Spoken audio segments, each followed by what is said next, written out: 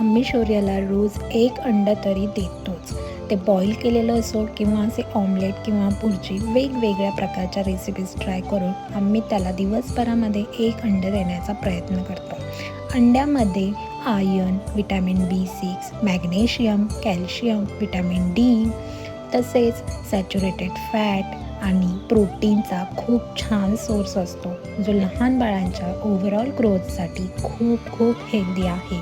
म्हणूनच आता थंडीचे दिवस चालू होत आहेत, तर तुमच्या बाळाला रोज एक अंडं देण्याचा नक्की प्रयत्न करा. तुम्ही जर व्हेजिटेरियन असाल तर मग प्रोटीनचे खूप छान छान सोर्सेस आहेत. तुम्हाला त्याच्यासुद्धा रेसिपीज हव्या असतील तर मला कमेंट बॉक्समध्ये सांगा. मी नक्कीच त्या रेसिपी तुमच्यापर्यंत शेअर करेन, ज्या मी शौर्यासाठी रोज बनवत असते.